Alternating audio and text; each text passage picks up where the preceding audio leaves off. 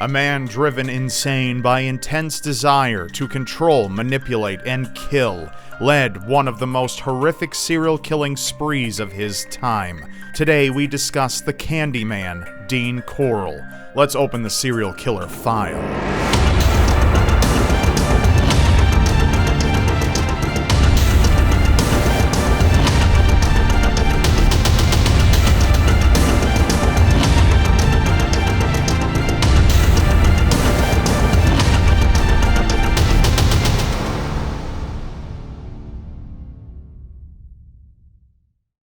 Dean Arnold Corll was born on Christmas Eve 1939 in Fort Wayne, Indiana, the oldest of two sons. His parents, Mary Robinson and Arnold Corll, had a tumultuous relationship. Arnold was a strict disciplinarian while Mary was extremely protective of Dean. The pair fought constantly, resulting in divorce in 1946.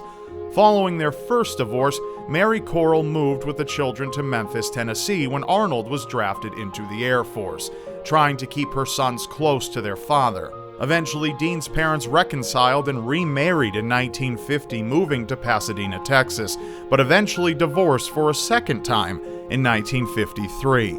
2 years later, Mary remarried a traveling clock salesman named Jake West and gave birth to daughter Joyce, settling in Vidor, Texas. The couple started a candy company together called Pecan Prince, where Dean and his younger brother Stanley worked day and night during their school years. Dean was a quiet, empathetic child but had bouts of illness in his early years. At age 7, he contracted rheumatic fever, which went untreated until doctors detected he had a heart murmur at the age of 11, a diagnosis that excused him from physical education classes. During his high school years, he was known as a well-behaved but solitary student who achieved modest grades.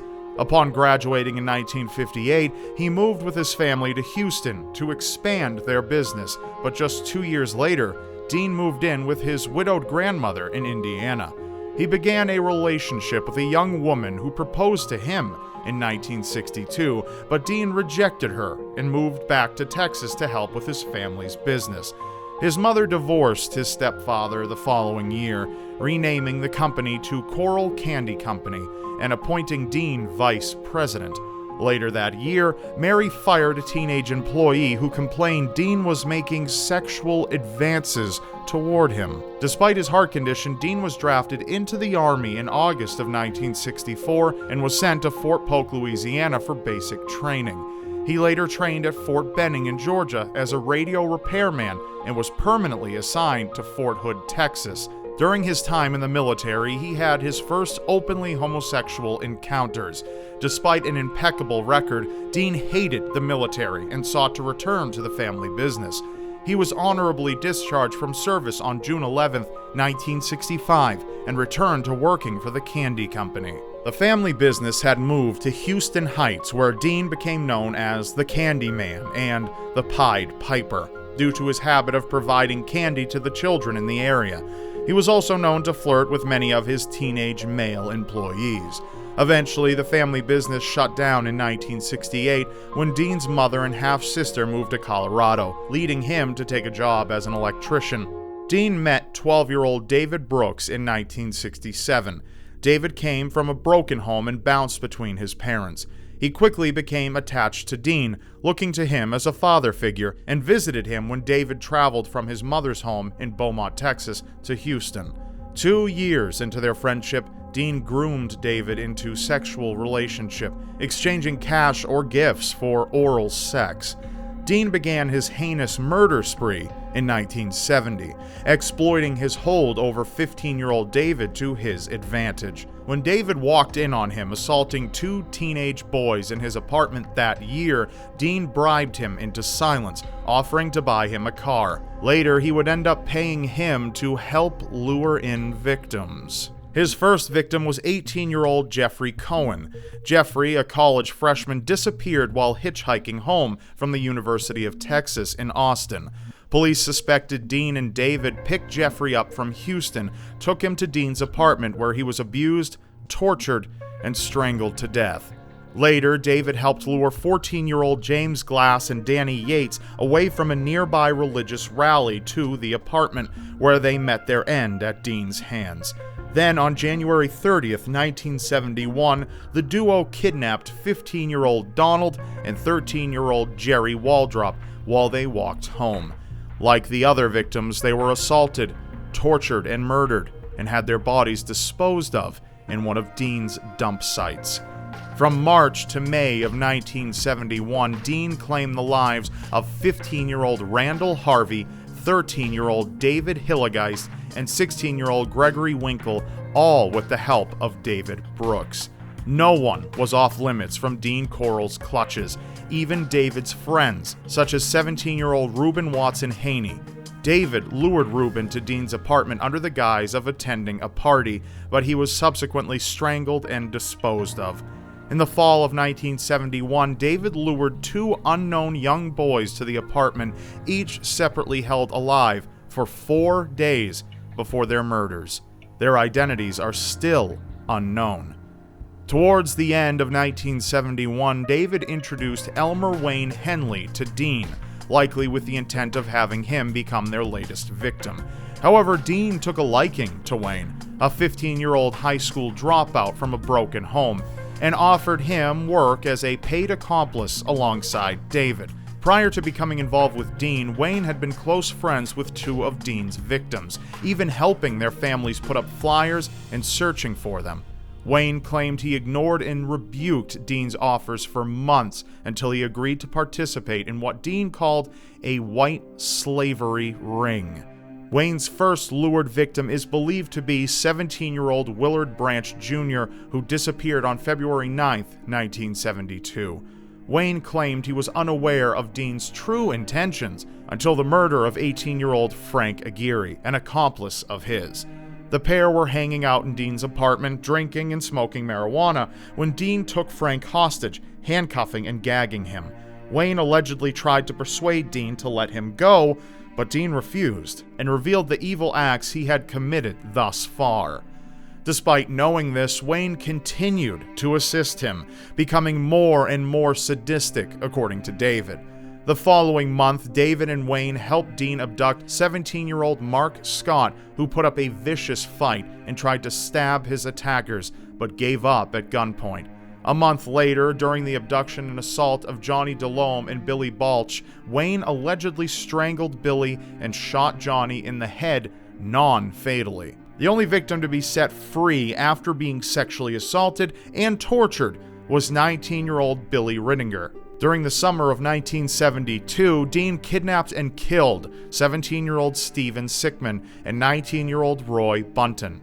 2 months later, Wayne and David lured Wally J. Simoneau and Richard Hembry to the apartment, where they were held overnight before their deaths. Wally tried to call his mother, but only managed to shout "Mama" into the phone before it disconnected. The final victim of 1972 was 19-year-old Richard Kepner, who had disappeared on his way to use a phone booth on November 12th. January of 1973 saw the death of 17-year-old Joseph Lyles, David Brooks' neighbor. There was a brief lull in the killing when David fell ill and Wayne moved away for a short time, but it began after David recovered and Wayne returned. William Ray Lawrence was abducted by Dean and Wayne in June 1973 and tortured for 3 days before he was strangled to death. 2 weeks later, 20-year-old married father Ray Blackburn disappeared while hitchhiking from Houston to Baton Rouge. In July, Wayne met 15-year-old Homer Garcia at a driver's education school. Homer ended up dead, shot, and left to bleed to death in Dean's bathtub that night. Dean Corll's last 5 victims all fell within a 3-week period. 17-year-old John Sellers, 15-year-old Michael Balch, the older brother of a former victim, Billy Balch, 18-year-old Marty Jones, 17-year-old Charles Cobb, and 13-year-old James Dramala on August 3rd. All 5 victims were bound, assaulted, tortured, and strangled to death. The final straw for Wayne came on August 8, 1973. Wayne, now 17, brought over their next victim, 19-year-old Timothy Curley, but 15-year-old Rhonda Williams tagged along. Dean did not want a girl in his home. Infuriated, he waited until the teenagers fell asleep before he bound and gagged all three. Wayne convinced Dean to free him so he could participate in torturing Timothy and Rhonda. As Dean began torturing Timothy, Rhonda asked Wayne, "Is this for real?" To which he replied that it was. Rhonda then asked him, "Are you going to do anything about it?" Wayne Henley had had enough. Grabbing Dean's .20 caliber pistol, he demanded him to stop. Dean was unfazed, egging him on, saying, "You won't do it." Wayne fired at him 6 times, once in the forehead, twice in the shoulder, and 3 more times as he slid down against a wall in the hallway. Dean Corll was dead. Wayne was arrested, and while in custody, he detailed how he and David Brooks assisted Dean Corll in raping, murdering, and disposing of victims over 3 years. Police were skeptical, but upon hearing the names of some of the missing boys, they believed him. A search of Dean's home revealed a plywood torture board he used to restrain his victims, as well as sex toys, handcuffs, and a large knife. Dean's van contained rope, hooks, and a wooden crate with air holes drilled into it. A second wooden crate was found in Dean's backyard, along with another torture board. Supplies to aid in disposing bodies were found at a cabin owned by the Corll family.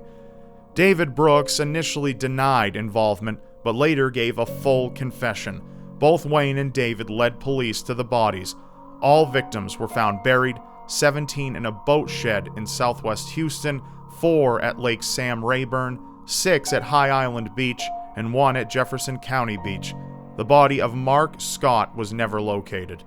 Most of the victims were identified by April of 1974. However, it took until 2008 to correctly identify them all.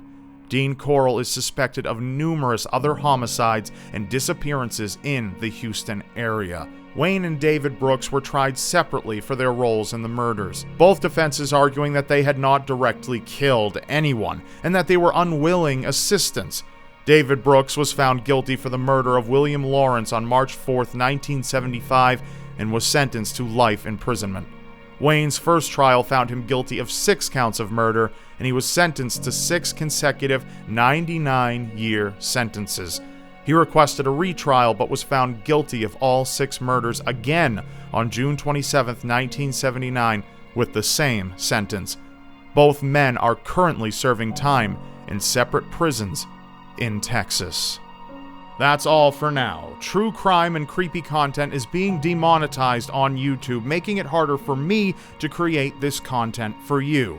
If you would like to help fight this change and keep YouTube creepy, please consider pledging even $1 to my Patreon, linked in the description below. If even 5% of my audience did that, we could guarantee that true crime and creepy content would remain on YouTube. Thanks for your consideration. Thank you for watching. Be sure to check out another one of my videos, and of course, press on screen to subscribe to my channel now, because you won't want to miss what's next. And I'll see you next time.